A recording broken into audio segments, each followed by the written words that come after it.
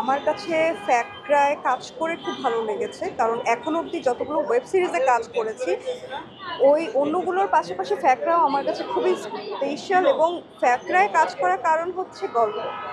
আমার কাছে আমার ডিরেক্টর আসিফ চৌধুরী যখন স্ক্রিপ্টটা দিয়েছেন, আমার স্ক্রিপ্টটা পড়ে মনেই হয়েছে যে আমি আসলে এই গল্পটায় কাজ করতে চাই। এই গল্পটাতে অ্যানি ক্যারেক্টারটা আমাকে খুব টেনেছে। আমার মনে হচ্ছে অ্যানির যে ক্যারেক্টারটা, সেখানে অনেকগুলো শেডস আছে, সেখানে আপস অ্যান্ড ডাউনস, অনেক ইমোশনস সে ক্যারি করছে, সব কিছু মিলিয়ে খুব দুর্দান্ত একটা ক্যারেক্টার। সো আমি হাতছাড়া করতে চাই।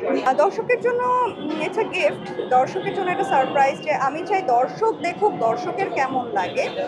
এখানে আসলে it's a essence of love. এখানে আসলে প্রত্যেকটা জায়গায় প্রত্যেকটা আর্টিস্টের আলাদা আলাদা গল্প আছে, আলাদা ক্যারেক্টার আছে, এবং সব কিছু মিলেই ফ্যাকরা। এবং আপনি আমার কথা যেটা বলছিলেন, অ্যানি ক্যারেক্টারটা আমার কাছে স্পেশাল, কারণ এর আগে আমি এই ধরনের কোনো ক্যারেক্টারে অভিনয় করিনি।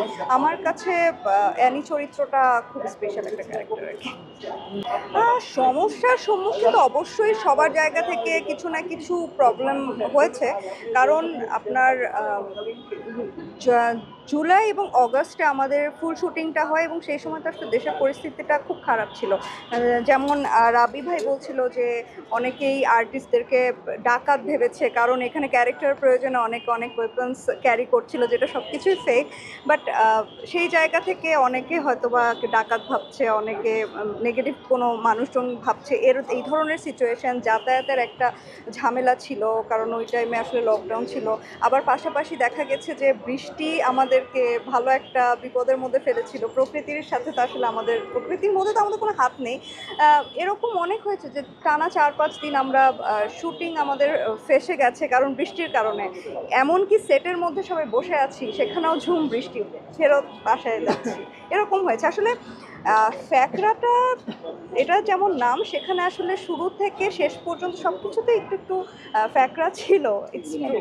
কিন্তু তার মধ্যে থেকেও আমার ডিরেক্টর টিম, আমার যে ক্যামেরা পার্সন যারা ছিলেন, প্রোডাকশন, আমার ফিনান্সার, আমার কো অ্যাক্টর, আমার প্রোডাকশনের প্রত্যেকটা মানুষ, মেকআপ আর্টিস্ট, সবার না একদম অনেক ভালোবাসা আছে। সবাই সবার জায়গা থেকে পরিশ্রম করেছে।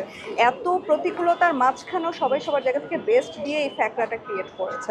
এই ফ্যাকরাটা না হলে হতো না আসলে। আমার কাছে মনে হয়েছে যে ফ্যাকরা, যেহেতু এখানে অনেকগুলো চরিত্র, সবাই সবার জায়গা থেকে ক্যারেক্টার প্লে করেছে, প্রত্যেকের সাথেই না মানে সবাই কিছু না কিছু মিল খুঁজে পাবে। যেমন ধরেন, আপনারাও যখন ফ্যাকরা দেখবেন, আপনাদেরও মনে হবে যে কোনো একটা কিছুতে হয়তো বা আমার জীবনের সাথে মিল আছে। আমিও আমার জীবনের সাথে অনেক কিছু মিল পেয়েছি। মিল এরকম না যে স্টোরিতে মিল, মিল স্টোরিতে হতে পারে, ইমোশনসে হতে পারে, আপস অ্যান্ড ডাউনসের সাথে রিলেট করতে পারে, অনেক কিছুর সাথে আমিও অনেক মিল পেয়েছি, যার কারণে গল্পে ইনভলভ হওয়াটা আমার জন্য আরও বেশি মানে চ্যালেঞ্জিং ছিল। আমার কাছে ফ্যাকরাই ঈদের গিফট। আর পাশাপাশি আরও কিছু কাজ করেছি, সেগুলো আসলে কবে রিলিজ পাবে সেটা ডিরেক্টররাই জানে। দর্শকদের উদ্দেশ্যে সেটাই বলবো, 8ই মে ফ্যাকরা রিলিজ পাচ্ছে।